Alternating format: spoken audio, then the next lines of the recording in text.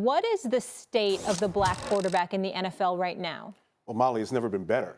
I mean, we've never had a season in NFL history where you enter the season with a guy who's got the reigning MVP, Patrick Mahomes, another active black quarterback with an MVP award in Cam Newton.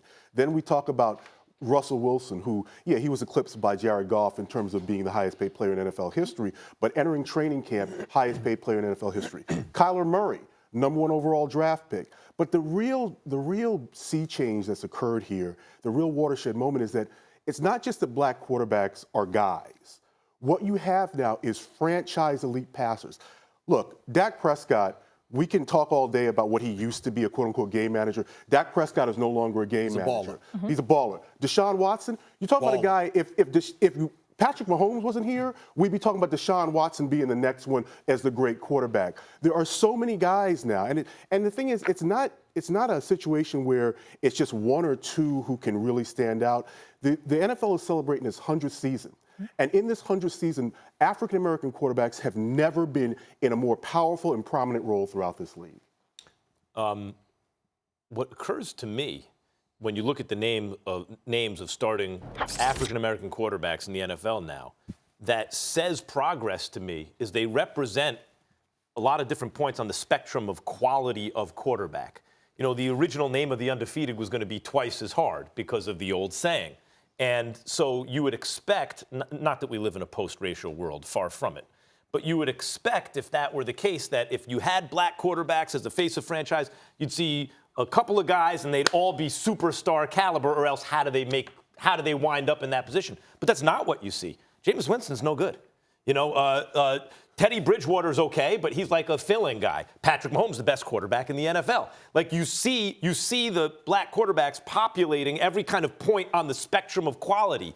To me, that says something. Does it say anything to you? Well, no, I think it does, because what you're talking about is that, yes, there are a lot of superstar black quarterbacks in the league, but there are also guys who maybe 15, 20 years ago, like Teddy Bridgewater, he had a horrific injury. He was a quality NFL starter. He's now on the path back because of the Drew Brees injury to try to prove that he can run a team again and run it successfully. But Jacoby Brissett, yes, Andrew Luck retired, but Jacoby Brissett, they didn't go out and bring in another guy to play over him. So while we have superstar black athletes, superstar black quarterbacks, we also have other guys on the spectrum. And what that's about is just the evolution of, okay, well, these guys can play. Like, there are franchise caliber elite guys, but there are other guys who can just play, and we're going to roll with them because you know what? They're good enough. I'm certainly not trying to disagree with anything that you say, because you're right on the money, but I want to go to a bigger issue because I'm really interested in getting your perspective on this. For those of you who don't know, there was an individual by the name of Fritz Pollard. He was an All-American out of Brown University in 1920, the inaugural season of the National Football League. This guy was a black man who won a championship and had established himself as obviously an elite player. 13 years later, somebody by the name of George Preston Marshall was overseeing the Washington franchise. He was a well-known segregationist, and essentially he went about the business of banning black players from the National Football League under the guise of, excuse me, if you allow these guys to play, they're going to be some of their white counterparts that are fixated on hurting them. Somewhere along the way, the intellectual capacity of the black quarterback somehow, some way came into question, okay? Now we go fast forward to this day and age. Just a couple of weeks ago, we watched two 22-year-olds in Kyler Murray and Lamar Jackson going up against one another. We know about Patrick Mahomes. We know about Deshaun Watson. We saw that Cam was the league MVP, etc.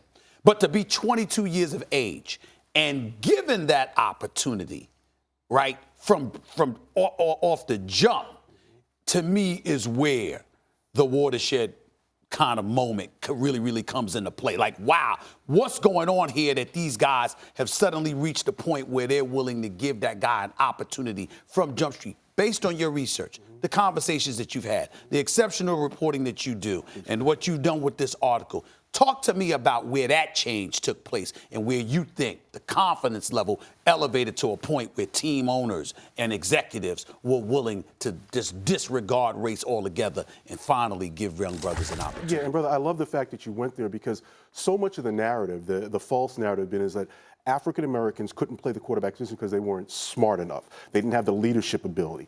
And what we see now in the Kyler Murray-Lamar Jackson matchup, youngest matchup of African American quarterbacks in the Super Bowl era. Well, what happened was these teams just realized, okay, well, wait a minute, over the evolution, these guys actually really can do this.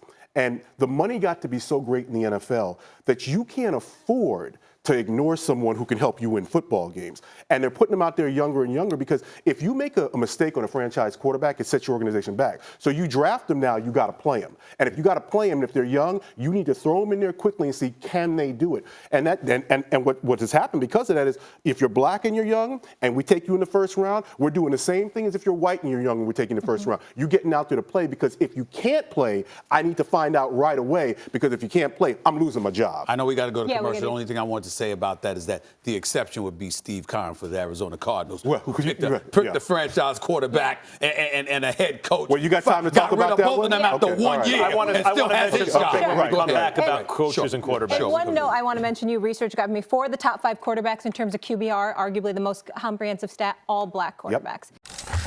Thank you so much for watching ESPN on YouTube. For more sports highlights and analysis, be sure to download the ESPN app. And for live streaming sports and premium content, subscribe to ESPN+.